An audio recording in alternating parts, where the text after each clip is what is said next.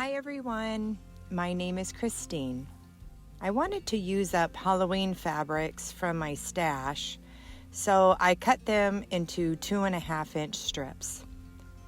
Please follow along as I show you how I made my Halloween Hijinx Illusionistics Quilt. Here we go. Alrighty, I'm ready to get this fabric into a quilt. So I've pulled all of my jelly roll strips in my Halloween fabrics. I've also pulled and made some 2.5-inch strips out of my regular stash fabric. Plus I've pulled some more stash fabric in some Halloween colors.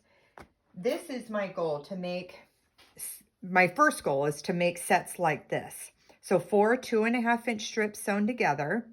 So that makes this distance about 8.5 inches. So then I cut it this way. The length is 8.5 inches. So it ends up, this is an 8.5-inch ruler, 8.5 inches by 8.5 inches. And then I'll show you what we'll do with this, with the pieces like this. My goal is to use up as many scraps as possible and make this quilt totally scrappy. Okay, let's lay a strip set out together. My goal is to do dark light, dark light. But with all of these fabrics being so bright and vibrant, some are going to read light and some are going to read dark. So this green fabric might be one of those fabrics that could read as both. It's more of a medium. So for example, if I put the white bat fabric against these cute kitty cats, all of a sudden it makes this green be darker. So I'm not going to be too worried over it. I'm just looking for contrast in between all of them because it's all going to be mixed up and scrappy, which is beautiful.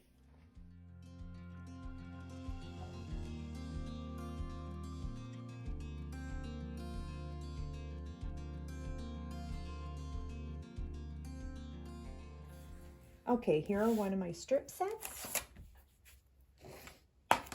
So I pressed to what I consider my dark.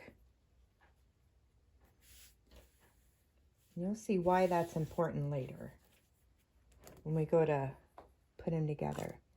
All right, so I'm wanting to make this into a square. So this is 8.5-inch ruler. And so this already, I won't have to trim the top or bottom. Probably because there's no peaks. You know, a lot of times on a jelly roll strip, they have these pinked edges. So there's none on these. These are just straight strips that most of them I cut myself.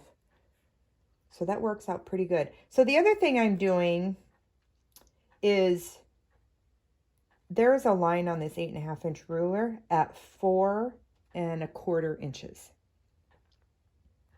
So there is a white line that goes right along here. So what I'm doing is I am putting that white line in between these two and these two.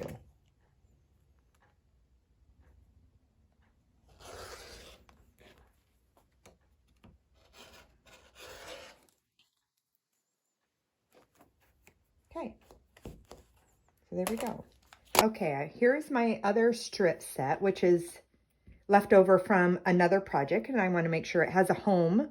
So we're going to use it in here. So dark light, up for debate, but I'm totally cool with it. We're going to give her purpose. So I'm going to take this so that it's opposite. Dark light, dark light, dark light, dark light. I'm going to flip it over, and then I'm going to use a ruler and put it corner to corner like we're making a half square triangle. Then I have one of these heat erasable pens. Just going to draw corner to corner.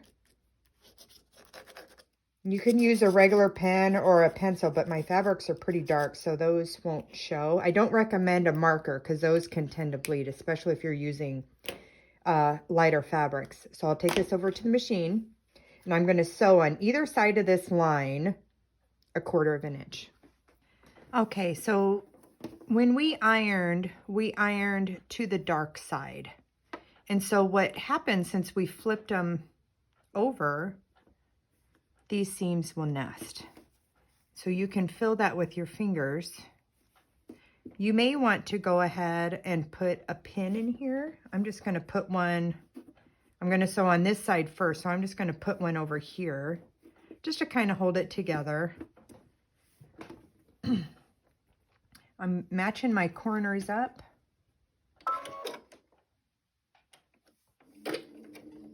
I like to start on the fabric.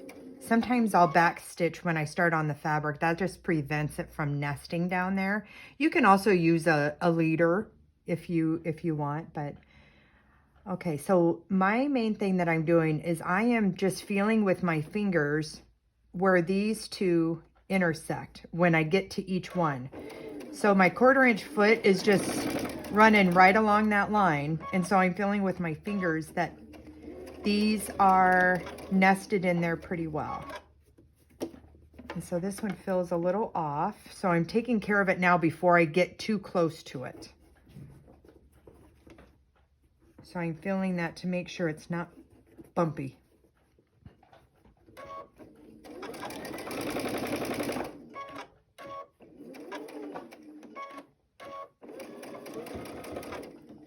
Once I get over it, then I'm checking the next one. Now this one feels like there's a bit of a gap in it.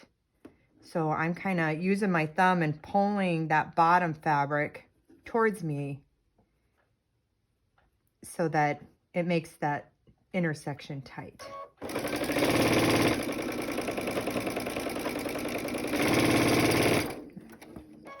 I'm just going right off. You can cut your threads. Probably when I get into making a lot of these blocks, I'm just going to chain piece. I'm just going to do all one side and then go back around and do it. Okay. So again, before I get too close to the seam, I want to be able to allow myself some wiggle room. So I'm just checking that again.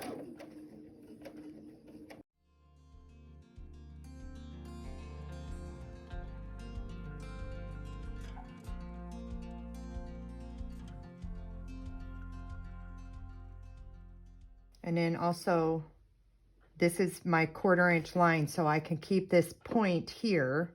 So I have a few different areas that I look at.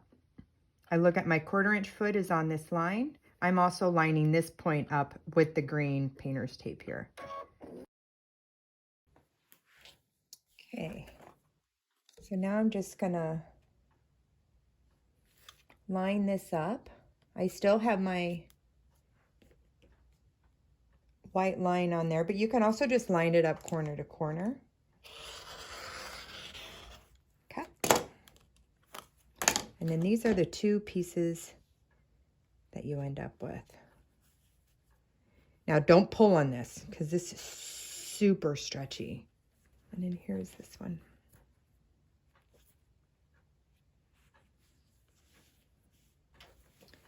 So these are two sets, and look how different they look. Like they don't even look like they were, you know, from the same set. They're totally scrappy, I think. I'm going to show you quickly about ironing these since it's on the bias. So remember how we just do this finger pressing. I heard someone say it's like playing a piano. I don't play piano, but I play quilting. Okay. So once you get it so it's straight like that, then I'm not like pushing hard with my iron. I just kind of have it lifted on there and it's just kind of floating over it. Here we go again. So I know I got this open as far as possible, and I'm just kind of going, pressing, going, pressing. I always use a super hot iron and I always have steam, but I'm not pushing hard like that, you know. I'm just kind of having it float over it and then letting the weight of the iron do the work. And here you can see these intersections. I think they turned out pretty good. They all won't be like that, but I'm happy with these. All right, now I want to square up these blocks. They're about the same size, but through my years of quilting, I have found that it just really works great to take the time to square up your blocks. So these are going to square up to 8 inches. So my ruler has this 45-degree line on it. I am lining that up with this center part right here. And I am going to 8 inches, move that a little bit, down in this corner. I am putting 8 inches all the way down here, because sometimes you only have to trim up one side. You know, if this side lines up pretty good, then I only have to trim up just this one side. So my main purpose is to make sure this line is on here. So there's not very much to trim off.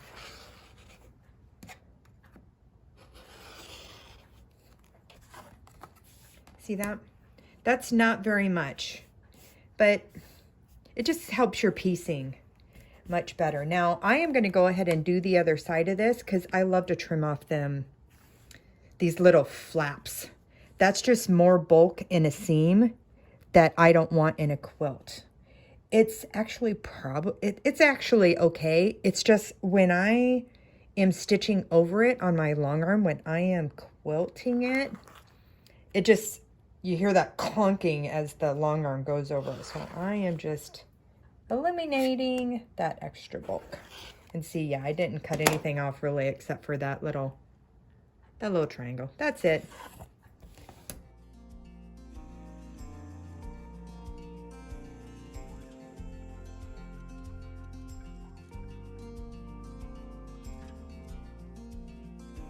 Here is our finished block, and I'm going to show you a couple of different layouts.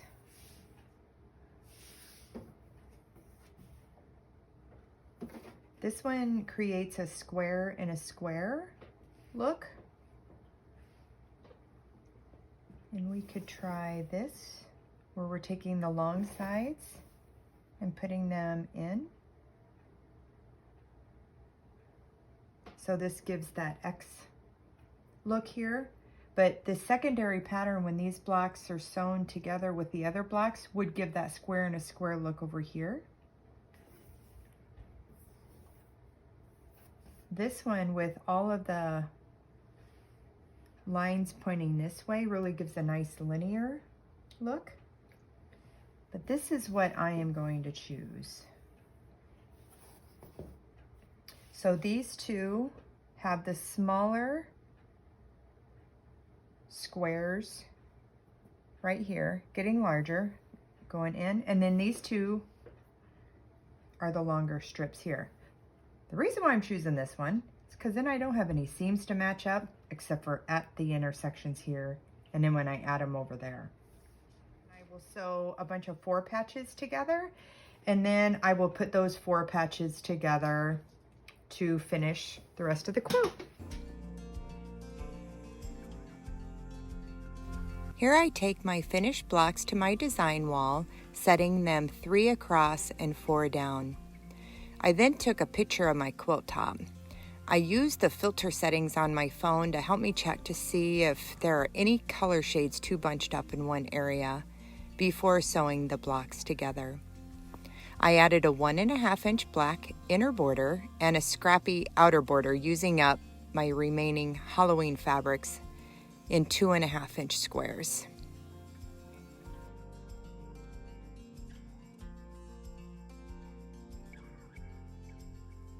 I quilted my Halloween Hijinx quilt with meandering loops, plus I added little spiders and cobwebs here and there.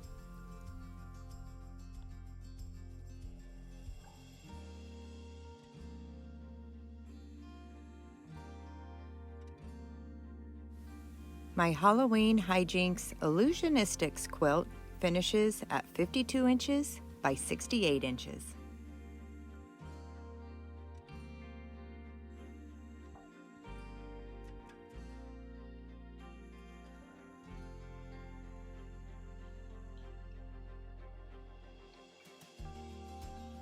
Thanks for watching, everyone. Have a great day.